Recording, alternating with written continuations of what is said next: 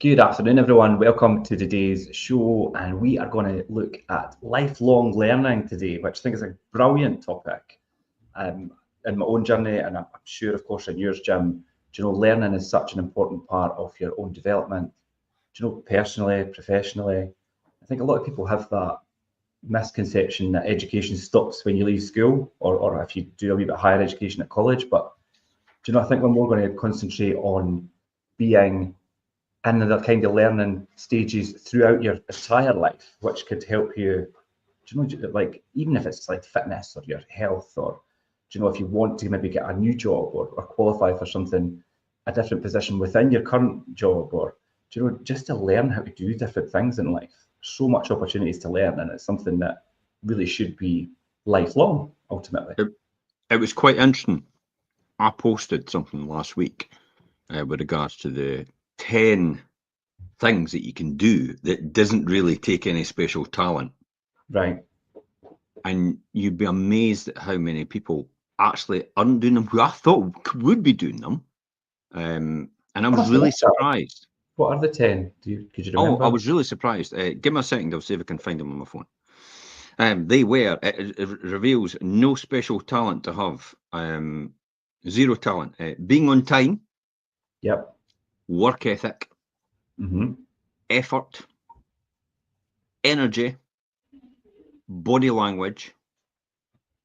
Passion. Doing extra. That was a real big one for a lot of people. It's like, oh, I don't want to do extra for my boss. It's like, oh my God, wait till I tell you. Being prepared, being coachable, and attitude. Mm-hmm. These are, I think these 10 things are the most important things you could ever have. Way beyond education. Yeah. Honestly. These are the 10 things. And that doing extra, especially for your boss, is key and fundamental, whereas a lot of people were very negative towards that. Some people actually only did one or two out of there. And for me personally, here's my personal story about that. I simplified my job and made it more efficient from a 5-day week to a 2.5-day week when I started at Balfour's as a trainee accountant. Immediately, the finance manager, finance director, came to me and says, okay, I'll give you more. I says, can I get more work? And he, oh, no bother. So I started helping him with his work. Now, see the experience I can get with this. This is like interns, when they go to work for Google and stuff like that for free. It's like, see the experience I get in doing the financial director's work now and getting involved in that. And I did exactly the same thing when I went to Tillis Russell as well. I took a 5-day week. I made it so efficient and put reports on computers and stuff like that to do all for me and lookup tables, so I don't need to sit and recalculate every time I want to change it on a computer. Got them to get upgrading computer systems so I could make it more efficient. And then again, I got to help out the financial director. Not my immediate boss, who was pretty negative about the whole thing, but the financial director was like, "Quids in, Jim. What about helping me with this?" So we went direct and helped him as well. So I got an insight into that as well. So there's no surprise at that extra work I did for my boss or my bosses over the years accelerated my progress from a trainee accountant to financial director within a short period of time. And that to me, that makes sense, because I could see how, because you've picked up all that knowledge and totally absorbed it and used it Here's to your the clincher. advantage. Doubled my salary, got a company car, a top-end company car, and pension, entitlement, and all the rest of it. And that's because I worked the extra. Mm-hmm. Now, do you think I look back and say, oh, I should never have done that? No way. No. And it's true what you say. You've seen, like, there's a lot of people that's come back and probably been a bit negative towards, like, oh, no, I'm not doing that extra. Or if it's their superior or their boss and not doing something extra. Okay, anybody that does say that, take a good look at your life right now. Are you exactly where you want to be? And if the answer to that is absolutely not, then maybe you should do something different. Hint, hint. And I think as well, if somebody's got that mindset or that attitude towards, like, well, I'm not going to do extra for them, and do you know, it maybe says a lot more about them than it does anything else. They don't realise that, and they go through the whole life actually blaming someone else for their failings and how they've never achieved what they wanted to achieve. When in actual fact, the common denominator in the whole thing is them. Yeah. And that's why it's so important. And this is all part of lifelong learning overall. This is why we're talking about this subject. This is so important. You have to learn all the time. I'm watching Diary of a CEO right now. It's a debate with Cody Sanchez, Daniel Priestley, Alex Hormozy, and Steve Bartlett. Oh, masterclass in running a business. Masterclass in understanding your numbers. Masterclass in understanding the dynamics of how a business works and what you need to do in these scenarios. And yet, most people will never ever watch that, or never ever listen to it, or never ever see it, and they'll complain all their life how they've been dealt a bad hand, but never done anything to change their hand. No, it's like the entitlement. It's that you could call it that. It's like why have you got it but I've not got it? And that kind of is probably the people that want to eat the rich. Yeah, genuinely is. And it's like, and I think as well, you'll find people in that kind of mindset. You know, they feel it's like the hard done by thing, but never going to do anything to change their circumstances. We want to tax the top the millionaires in the country. Okay, they contribute about 70% of the tax. Yeah. So you want to tax them more? I mean, top 1% contributes 30%, I think. But when you take in all the millionaires into account, and property millionaires and stuff like that, and even household millionaires, because they own a house, that's kind of what you would call a millionaire. But they're on the bread like everybody else. They're just living at a different level. That's all. So they contribute the most tax as a group. So why would you want to tax them again? This is utter stupidity, in my opinion, on how not to do certain things. But you know what's happening with the current regime? They're falling into their usual. We'll just tax our way out of this. They're taxing everything. Aye, and it's predicted come the budget in autumn, and they'll tax it even more. Yeah. And it's like, because they've got to find 41 billion to keep within their targets that they expected, because the economy didn't grow how they expected it to grow. Surprise, surprise, it's not going to grow if you're going to start taxing all the businesses. Yeah. Because they'll cut back. Unemployment's gone up. The number of jobs has come down. The number of people looking for a job has gone up as well. So the number of people looking for a job has doubled in comparison to the number of jobs available. So it's no longer supply and demand equilibrium. It's flipped the other way around now from 2 or 3 years ago. Do you know, you talking about this as well, and people listening might not be aware of that. And this is just another prime example of, you know, building your knowledge about, you know, how the country and the economy and how it actually will affect you directly as an individual. Because people aren't aware that these taxes are being implemented. It's having this influence on businesses and employment. Of course it does. And it has an influence on people's spending as well. So another classic example of that is we predicted that interest rates probably wouldn't drop. However, that was at the start of the year based on the circumstances of where they are right now. And there's no surprise they've started to drop. And it's at its lowest level for 2 years, the last 2 years. So there's no surprise it's actually started to drop, because the economy is actually starting to falter a wee bit. Unemployment's going higher. A year ago it was 4%. Now it's 4.7%. You've got jobs available has gone down as well. See how they're both working against each other now. They've flipped the other way. You've got inflation coming down. It's sitting round about, I think it's 3.6%. So it has come down, and services inflation has come down as well, which is the core inflation behind that, and that's why that's come down. But that's actually it's still affecting growth, because employers are still nervous about the way things are going. Plus the money in people's pockets. I've read this morning as well. The travel companies and Booking.com and that have noticed a trend that quite a significant part of people now are waiting till last minute to book local holidays rather than actually abroad. Yeah. And that's coming out. So that tells me straight away people are a bit concerned about their finances. They're waiting till last minute and thinking, can I really afford this? And they're concerned about the future. That's why they do it. I think as well, they might even be waiting to that last minute to see if they might get it a wee bit cheaper because it's last minute. Do you know? Because I think they're more concerned about the future. Yeah. I think there's a bit. I think there's a bit of doubt about the current regime that's actually in Parliament, and about their ability to handle the fiscal situation and the economy at large. I think they possibly got to power based on the principle that the other party was just rubbish. They didn't have any clear proposition really, and they'd been in power for so long, and it looked like they'd mucked everything up. But in actual fact, we're getting even worse. Yeah. Yeah. So in people's mindset, they might be thinking, right, we need somebody else new in here, new start. That's what happens. Things can only get better. And No, unfortunately, that song has long gone now for yeah. that party. Yeah. And that's what happens. So it'll be interesting to see what happens at local elections next year, and parliamentary election for Scotland as well next year. How the landscape will shift, or will it shift at all? To be honest, because you've got to. Now this is again lifelong learning. In terms of anything, in order for somebody to switch from one place to another, there has to be a 30% perceived improvement or difference to switching. Or more. And if it's not, then they tend to stay where they are. Hence the reason why most of us have still got the same bank accounts as as a child.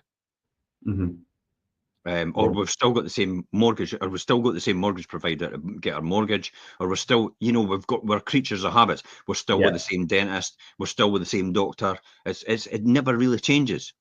It's like these things, and you would only change that if you're pushed by the circumstances. Do you know, if your And dentist it's only that. It's only that then you 30% change. difference or more in what's happening, and really, in order for a customer to leave you, you've got to really have upset them in some shape or form, really badly.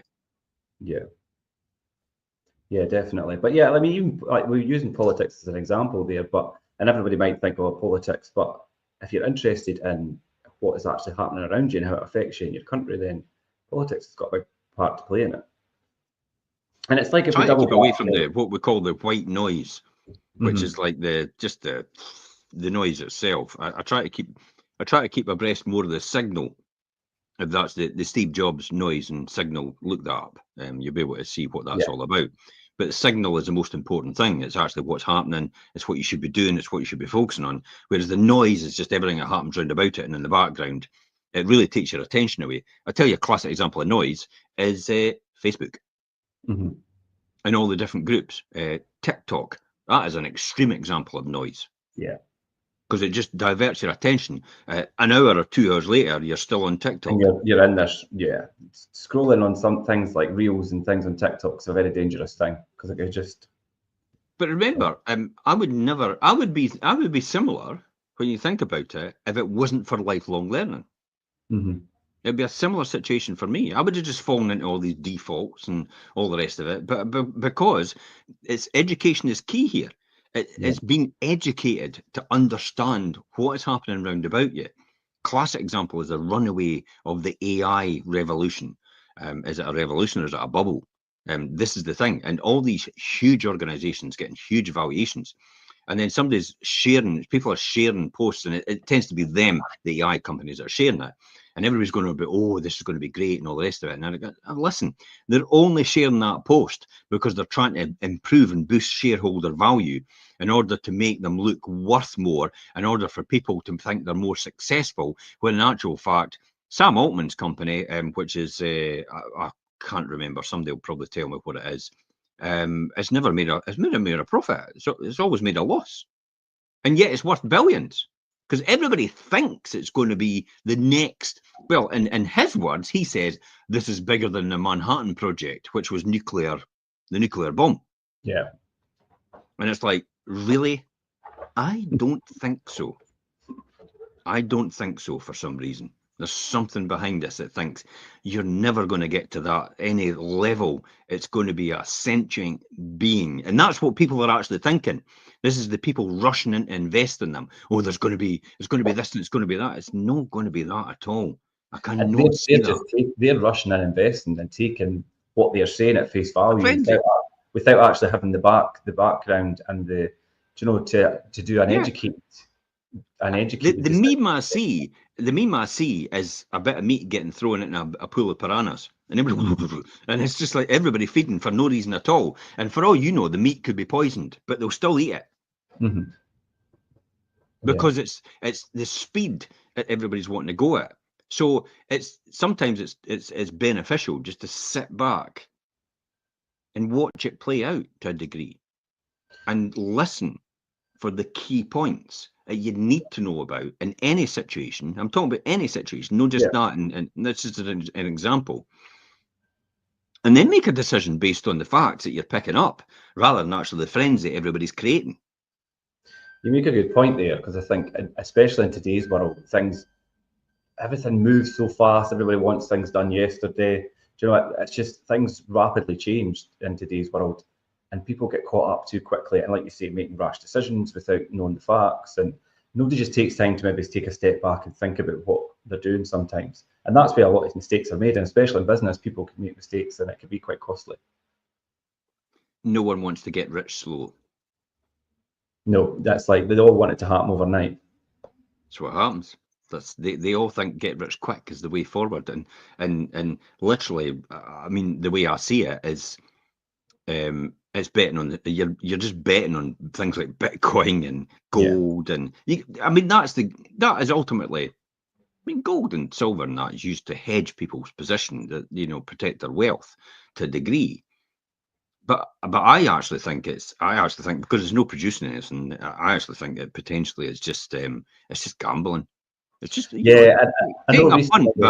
a punt, but a less riskier punt. Yeah, and I know recently, and obviously the price, like say the price of gold and things has increased, but is it really worthwhile investment? Personally, I don't think so. But I think there's better stuff you can do with your money. But if you've got so much money coming in and you don't know what to do with it, that's probably why they just store it in gold. Because there's this ideology from birth, because you've been taught it's like, gold. You know, it's these old films you used to watch, like Goldfinger and stuff like that. The Man with the Golden Gun, and all these things that all the media and the things that you've been influenced over the year about having a bar of gold is so important. Yeah. It's like, okay, I would rather have people invested in people rather than actually a bit of gold. And the tangible asset of gold, yeah. Yeah, because I know how people can grow. Gold just only has two ways to go, either up or down. That's it, really. And like you say, and if you've got time, which is one of your most valuable things apart from money, you know, if you invest that in somebody and watch them progress and you see the potential in them, they've got the potential to be so much more valuable than, like you say, a tangible asset like gold. Yeah. So and that's the sort of thing. So possibly, dare I say, because I'll never invest in gold and I'll never invest in diamonds or silver or anything like that. I don't see the point in it. I think it's just to me personally, it's just I mean, I've got gold. It's like, it's probably just a big rush to people. It's like, I've got gold. Yeah, got a few gold bars. But for me, I when you get to that stage, you've got to invest in gold. I think you've probably got too much money. Yeah, so you need to think of other ways to do something with that, I think. Probably, absolutely.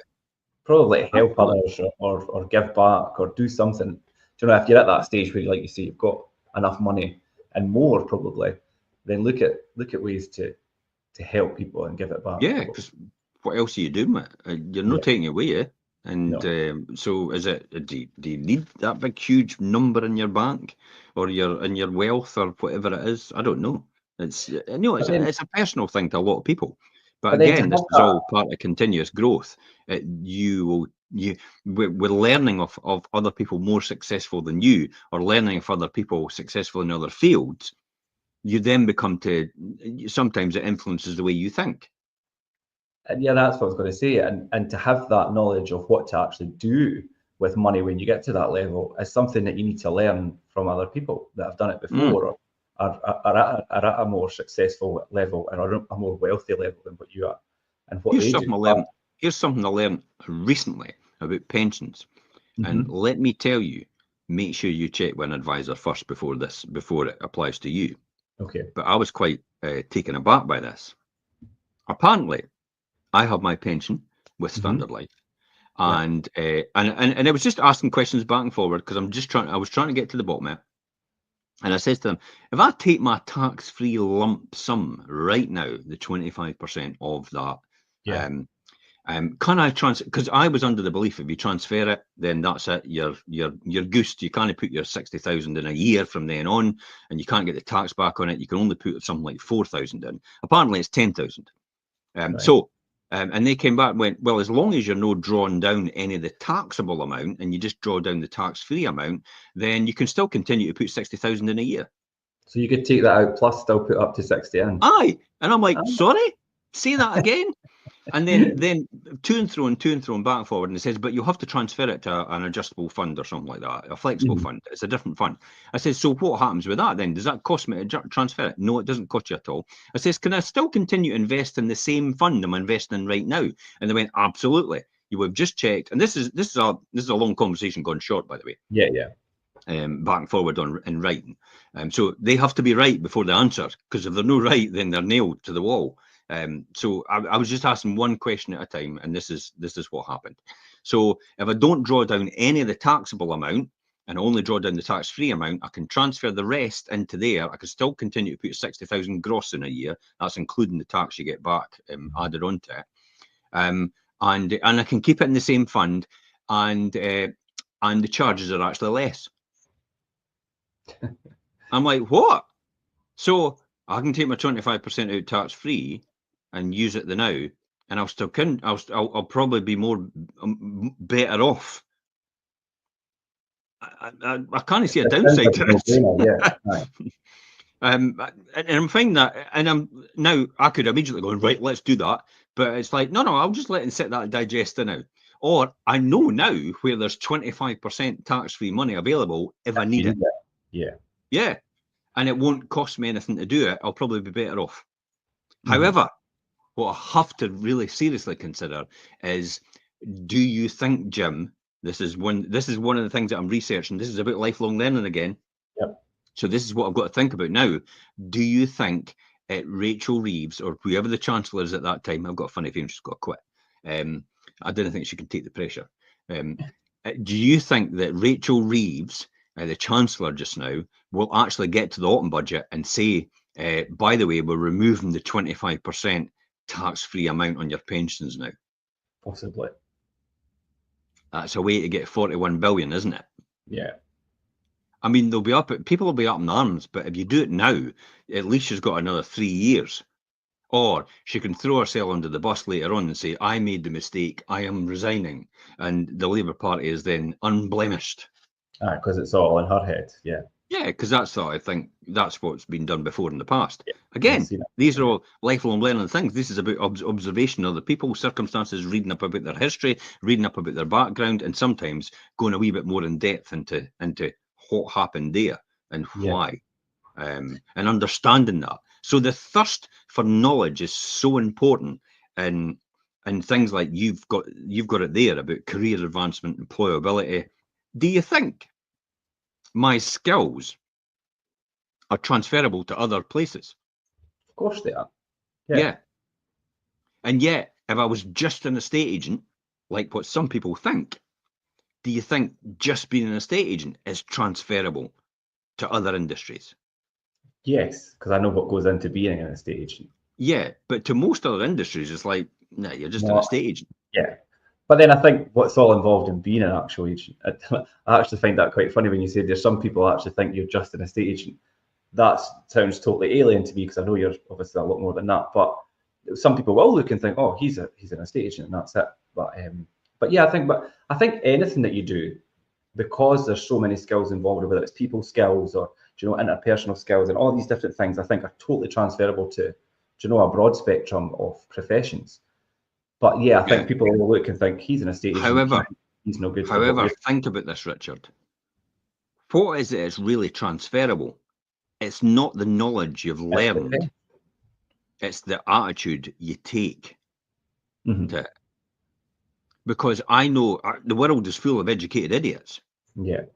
Who have probably never been employed, some of them. I know some of these people have never been employed, and yet they're highly educated because their attitude stinks. See, there needs to be a good balance between, there's people out there that have got, degrees and really well educated, but they've never had the boots on the ground experience of, dealing with people and the public and whatever it is, so they've never had a chance to actually implement that education into the real world. Mm-hmm. Well, they can't. Plus the fact that sometimes they can't deal with other people. Yeah.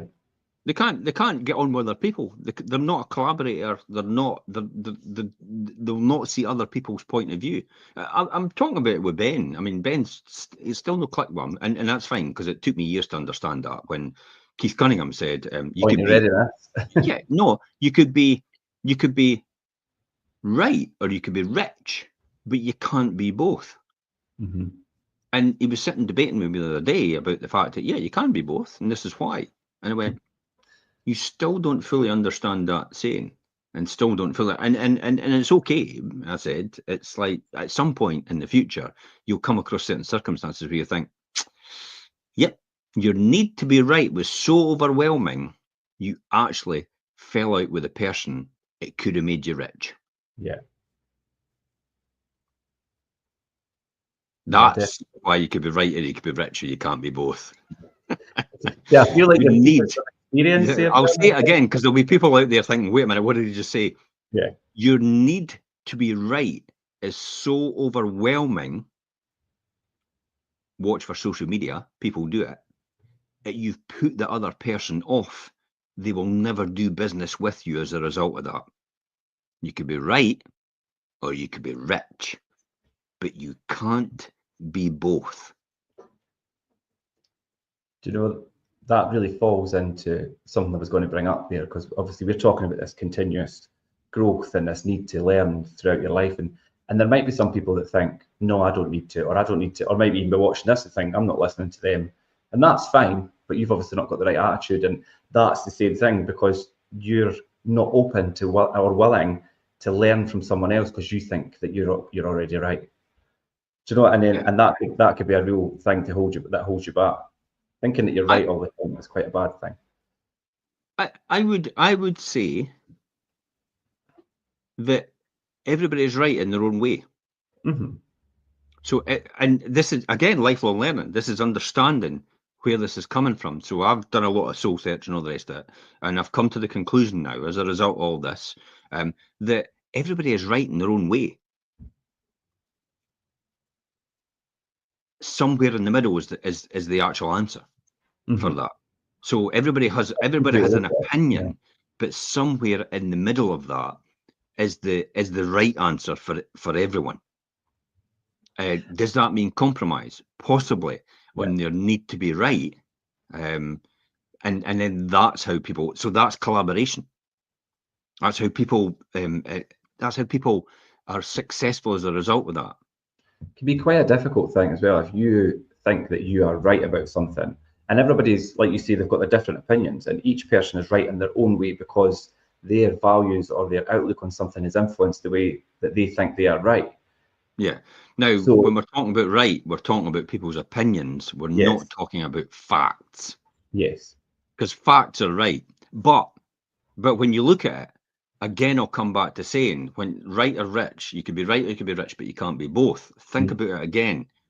Even though you have got the facts and you are right, it's the very fact that you've browbeated the other person into submission that they'll never probably do business with you ever again. so you've lost that person from your circle.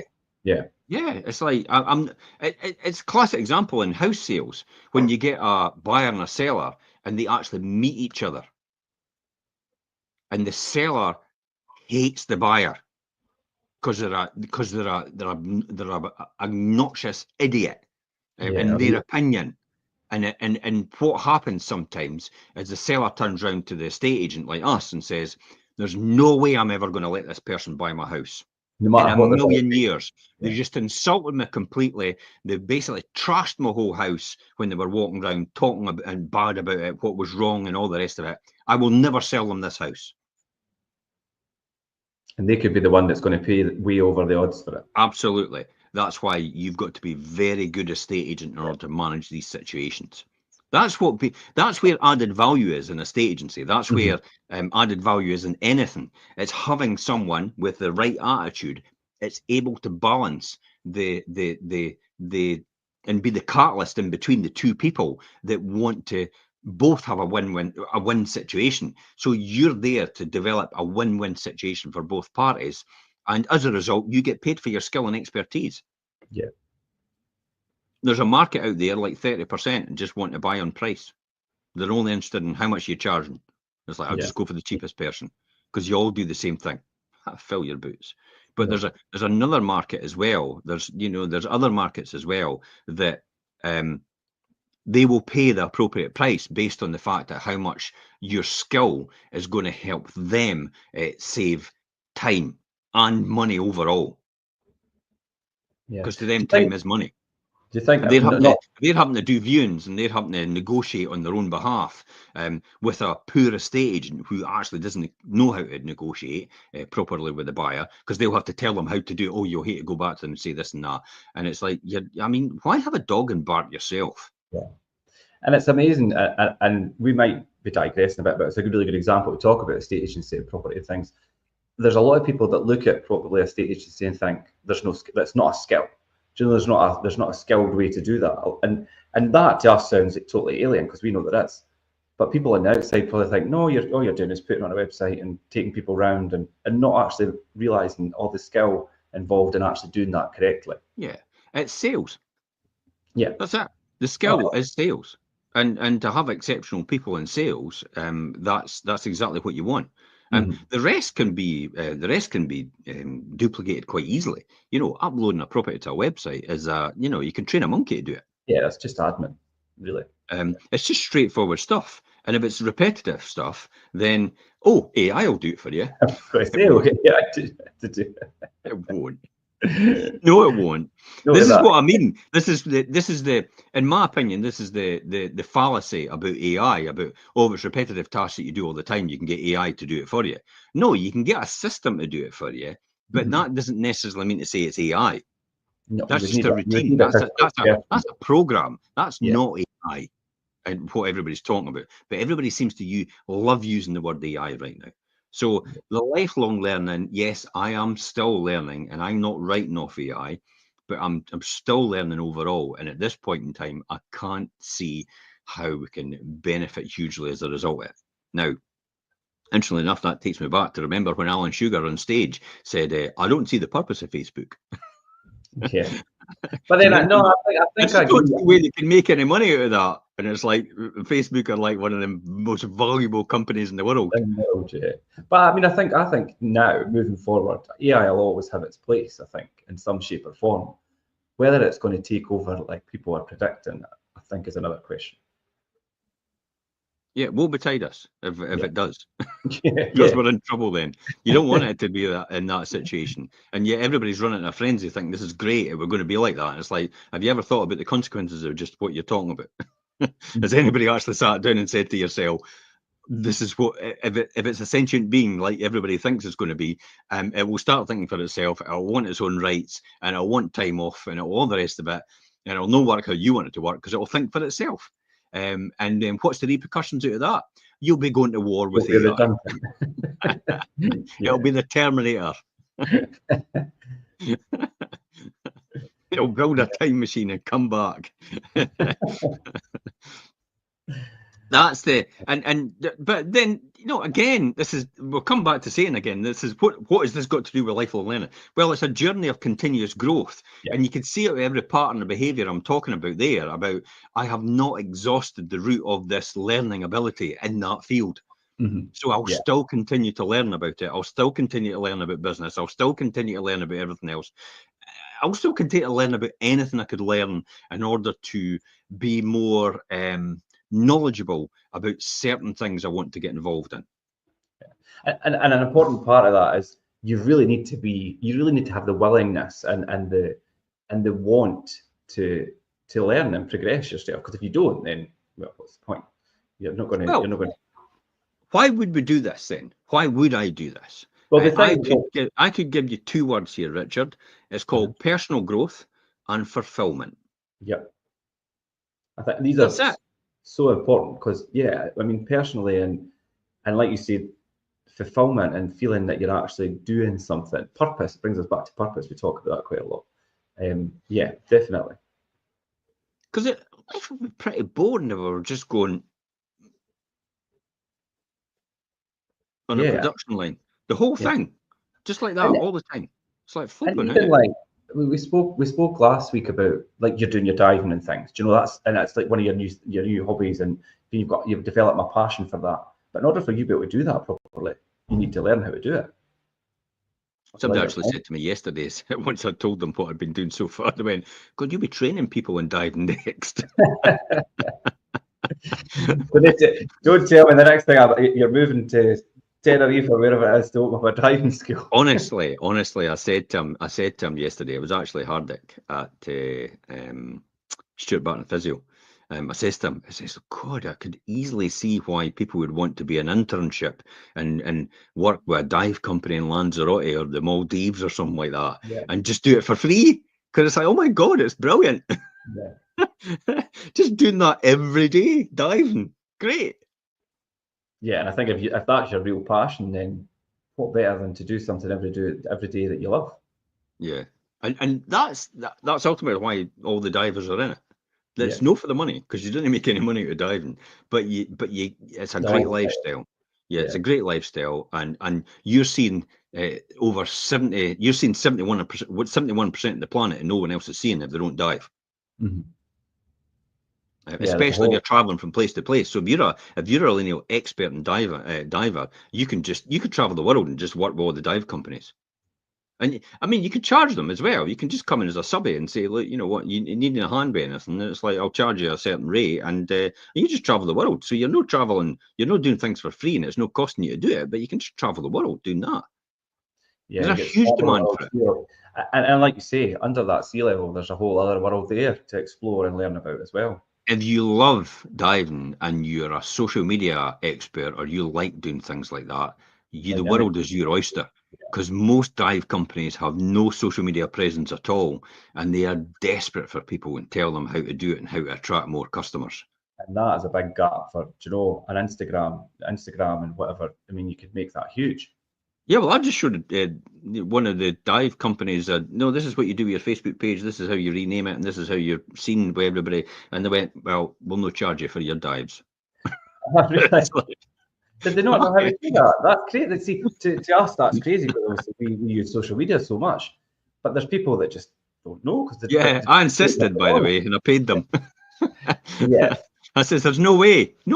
I do this because I wanted to help you. I never did this to get something for free. And I know what it's like working in a small business. And I ain't taking stuff off you for free if I can afford it. So I'm giving you the money. But there was almost a fight of fisticuffs about whether trying to give him the money, and he's like, no, I want to take it. Eventually just gave him it and ran.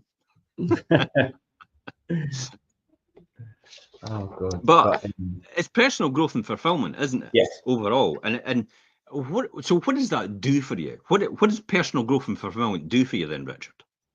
I think it really gives you that ability, like we just said, to explore your passions and things, and broaden your perspectives, and like you say, if you're doing something you're passionate about, you're having that different quality of life, which is, you can't put a price on that really. But also then brings you into being like, if you're building your knowledge on something and learning about an array of different things throughout your life, it gives you that adaptability and that resilience. So when you're challenged with something in your life, you might rake back through something that you learned years before, but it'll help you through that position, that situation at the time, because you're like, oh, I remember this, I know how to deal with this. So, and it gives you that resilience and prepares you for the unexpected as well. I think knowledge is power. That's the thing. That's what I'm trying. And I picked up on the word that you just said there about resilience. Resilience, yeah. And you're absolutely right. Lifelong learning is all about. It teaches you to be resilient. It teaches you to be flexible as well, and it teaches you to be adaptable to situations, because as a result of what you're doing. I think that's the other thing that happens out of lifelong learning, and this is why people just think about lifelong learning. And the first picture that most people will bring into mind about lifelong learning is like school. It's like, and you could see my facial expression when I did school. It's like, I don't want to go back to school, because that's what lifelong learning looks like, and it's not. Lifelong learning is about finding what you love to do, or what you want to do, or what you desire to do, and giving it a go. Whether you want to climb a mountain, whether you want to dive, whether you want to jump out of a plane, out of a parachute, whether you want to bungee jump, whether you want to go out for a walk, whether you want to ride a bike and get a motorbike license, drive a speedboat, sail a boat, all these different things that you've always wanted to do. What happened was, as a child, you always wanted to do them, and then at some point in time, reality set in, and you buried them deep, never to come back again. And this is why a lot of people are not in alignment with what they do, and this is why they get upset, and this is why they probably just go down to the pub and get pissed every weekend. Yeah, block it out. Yeah, because they don't realise that all these dreams have actually just been buried deep, and they're out of sight now. Almost, it's like somebody's taking a slab of molten lead and basically sealed it all in. I know, because when you think, I mean, we've all been young, younger. Do you know, you've got these things in your mind, oh, I want to do this, and then a lot of people never ever fulfill those dreams, and then, like you say, become a wee bit maybe depressed. Just go to the pub, drink, just forget about it. I say, what happened to those dreams? What happened to that person that wanted to do all these things? Where did they go? Because they fell into habits and routines, and then life passed them by, and they never knew what was. Think it's too late. Yeah, they never. Yeah, they didn't. They did think it was too late. So again, that's a discussion I had on these top 10 things with somebody on social media when they says, "Oh, I would never do extra for my boss." And I went, "Well, funny enough, there's the story I just told about how I did extra for my boss and where I am as a result of it." And they went, "Oh, it's a bit too late for me." And I went, "It's never too late. Never too late. Yeah. Never too late. Even though you're retired, you can still do something for someone else, which will make you feel fulfilled and provide to your personal growth as well overall." It's a bit, helping someone else is a bit selfish in a way, because that's ultimately you get a lot out of it as well personally. And that's what it's really all about. And if you're that type of person, you'll probably find that you'll live a lot healthier and a lot longer as a result. So it does help you immensely, especially, and I'll talk about it, as your mental health. Yeah. You want to sort your mental health out, I'll tell you, take up diving. Because as soon as you hit under that, as soon as you go under that water, nothing can interrupt you anymore. And I think, especially when you're immersed in such a different environment, everything that's probably been playing on your mind seems a wee bit insignificant. You're floating in space. Yeah. It's just that the fact that you're floating in water, you're effectively floating in space when you're in the water, because you're completely buoyant. You don't sink and you don't rise. You get perfect buoyancy, and you can just flap your feet now and again, and you just move along. And then you just turn and stuff like that. Just do like that, and you're just flapping your feet, and then you're just going in the direction you want to go in. And when you get really good, you can turn around and you can wave at people and then turn back, and you don't sink. You're exactly on the same spot. It's something that, for me, would be quite a big learning curve, because under the water and the breathing thing. It's not. I know, but I've got that. I've got in my mind. I would have to overcome that. But you're taught to do all that. Through education, I would have to. It's a 2-day course. That's it. Yeah. A 2-day course. They take you in the pool.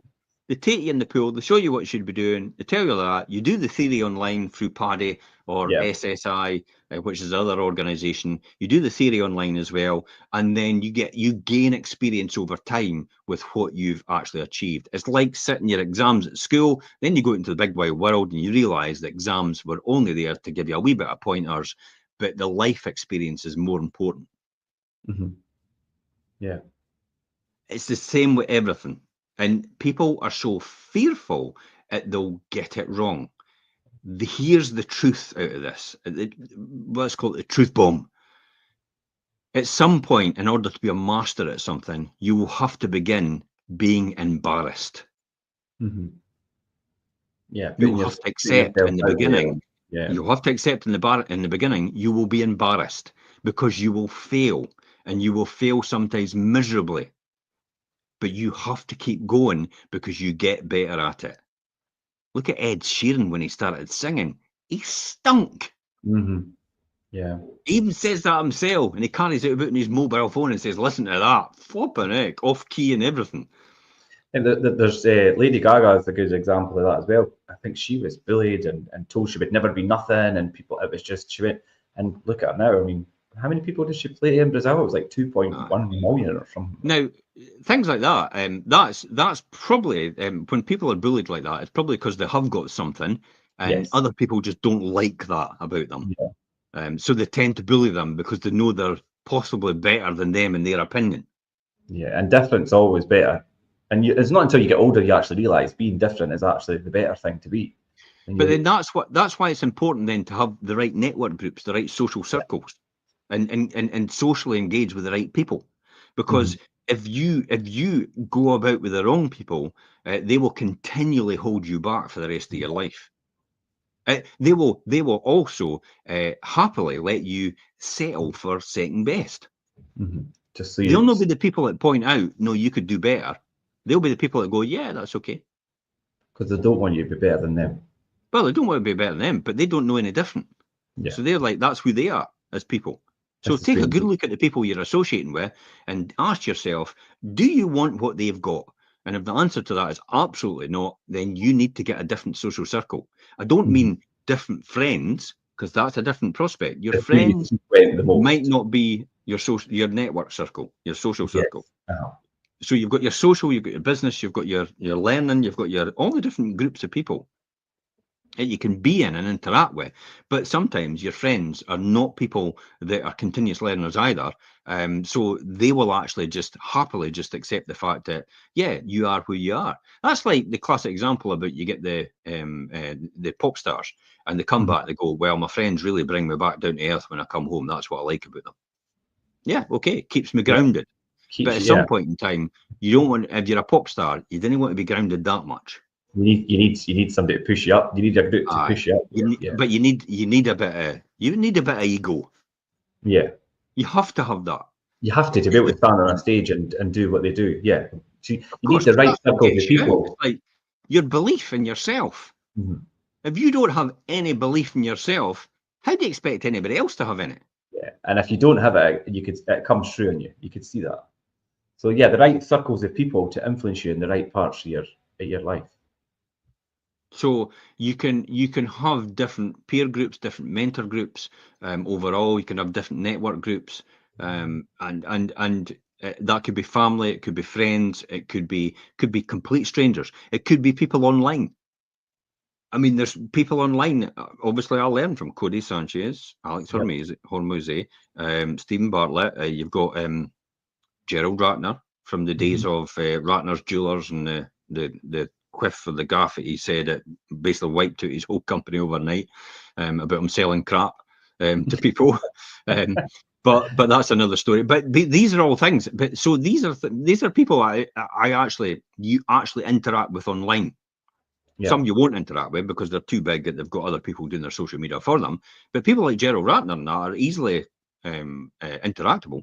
When you comment, he'll comment back and stuff and stuff like that as well. So these are all people that you can learn from, but you can also help them to help you to get to the next stage.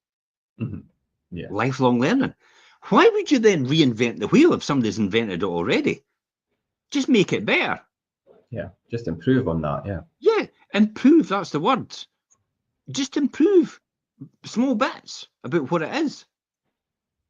The other day, I did a session with the sales team about the fact that a 4% difference in your sale price, if you're on a 10% margin, comes out as a 40% difference in your margin. A 4% difference in your sales price It's is a nearly 40% difference in your margin. Because if your sales price, for example, and I'll give you it, is £1,000, 4% is only 40 quid. But if you're a 10% margin, you're making £100 out of 1,000. Right. So the 40 quid is 40% of your profit. So if you drop your sales price by 4%, you've lost 40% of your profit. Yeah, so that really, which would look a small difference, when it comes out at the other end, is actually quite a lot. Exactly. This is why we talk about it and we discuss it all the time about the fact that other agents are doing it at 8% and they're going, I'll only accept it at 10. It's like, no, but we're 12. It's like, I bet it's only like £10 a month to you, and it's like, yeah, but it's X amount of our money, and then when it comes to the bottom line, it's right off the bottom line, isn't it? Yeah, and that's and the we're still difference. doing the same job. And that's the difference. That's what a lot of people don't understand about business, Mhm. about the fact of how the percentage at the top in the turnover and the sales can vastly and grossly affect, on a negative aspect, your end profit, your net profit at the end, because Yeah. it's a huge amount in comparison. Other way around, though, reverse way, a 4% improvement in your top line is a 40% improvement in your bottom line, Yeah, the flip side. or thereabouts. I think it's the 30, because then it's obviously going up the way rather than down the way it works. But so it'll be different. But you understand how important that is. So that's why there's a huge. That's why Coca-Cola. Warren Buffett talks about famously about Coca-Cola. He says, "I love Coca-Cola. They sell like millions of cans of Coca-Cola a day." He says, "You imagine if they just put a penny on every Coca-Cola." To the public and Joe Bloggs, it's like, yeah, I'll pay another penny. I'm no bothered. They'll probably never even see that. They'll probably miss it completely. They'll not even notice.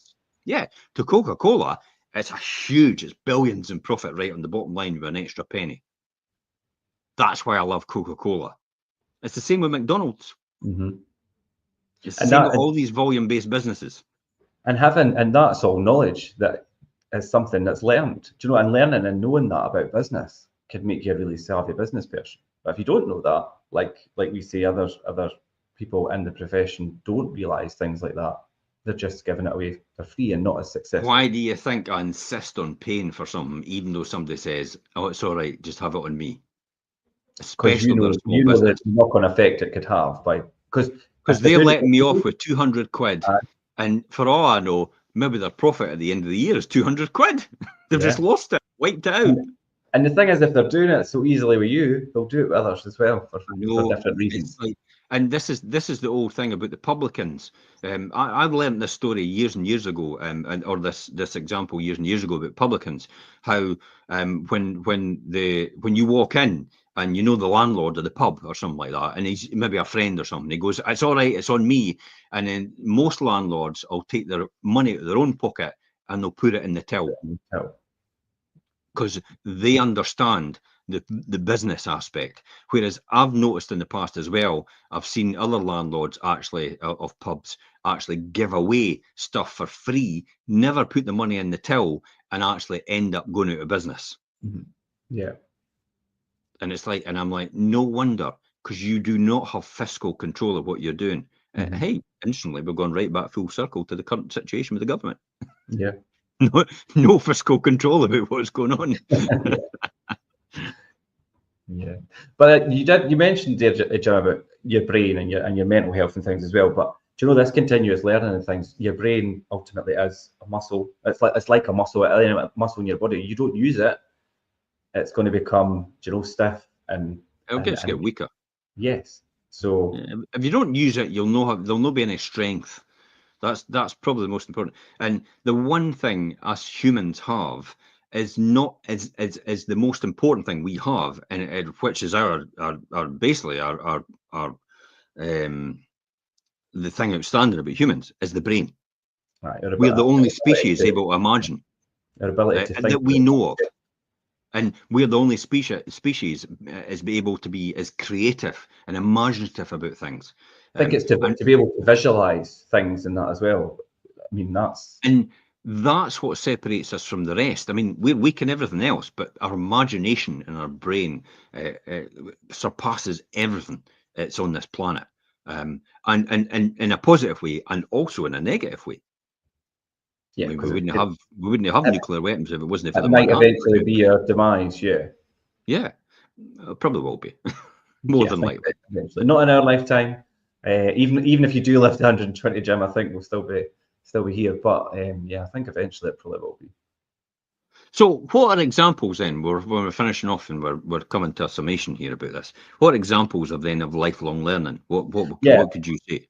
Yeah, there's a few examples of lifelong learning. We're always pushing, set yourself clear goals, and you could do them by, we've spoke about SMART goals in the past. They're specific, measurable, achievable, and relevant goals that are time bound. SMART, SMART. So SMART goals, set clear goals, is very important. I think to explore that diverse learning sources, do you know, there's lots, and I think as I was researching this a wee bit before. Universities, Yeah, education, but certifications, you know, degrees, workshops, courses, new languages, musical instrument, studying, open learning, reading books.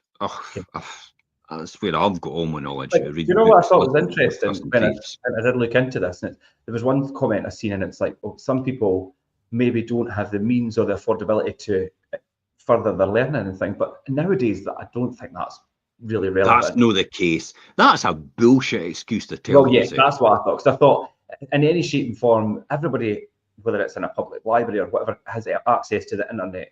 And on the internet now, there is so many different like avenues to learn.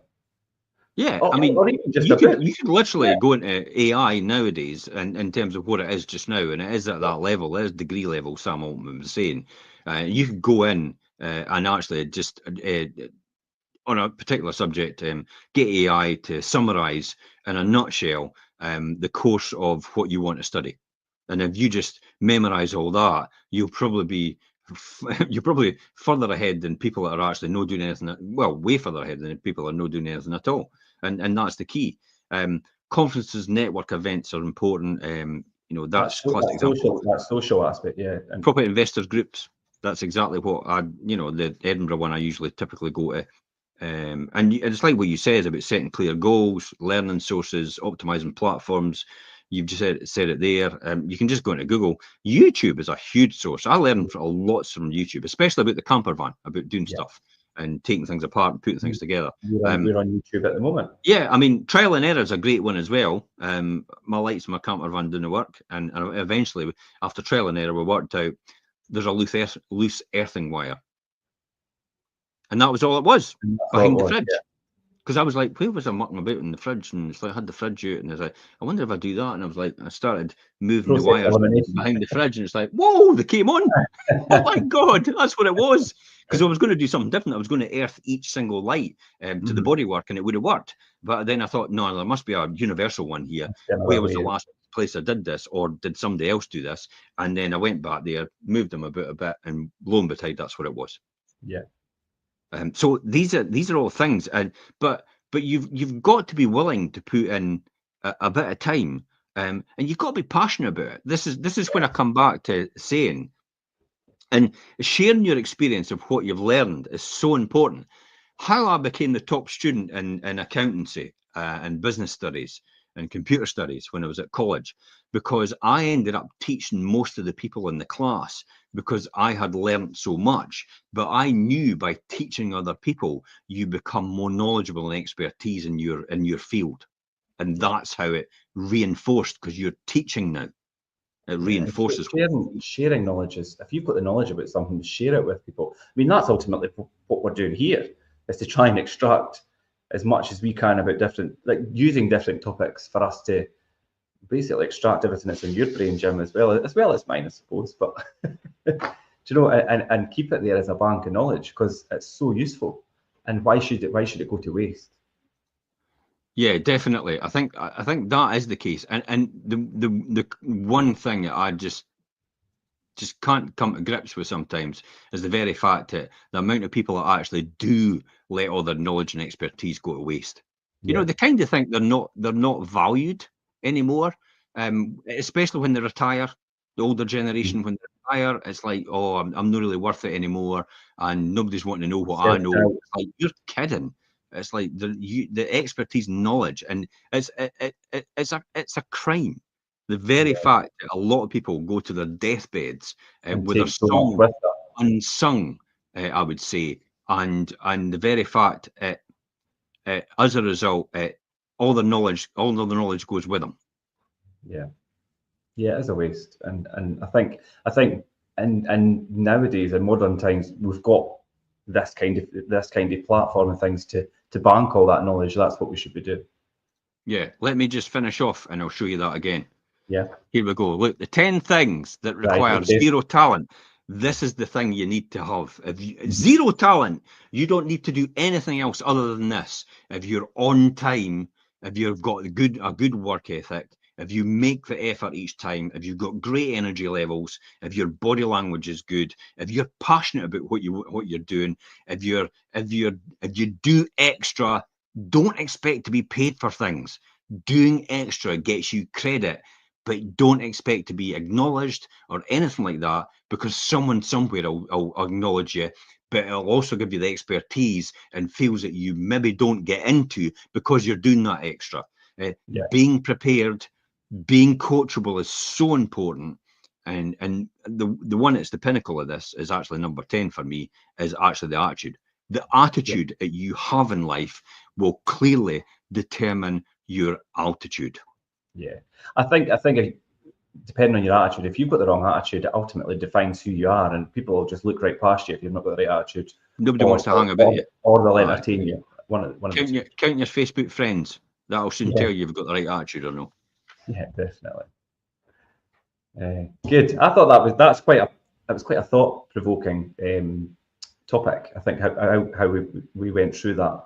But yeah, definitely. I think lifelong learning is so important for the betterment of maybe your, like you say, your job, your employment, or even just your personal self and your own well-being and your own fulfillment, as we say. All very important things.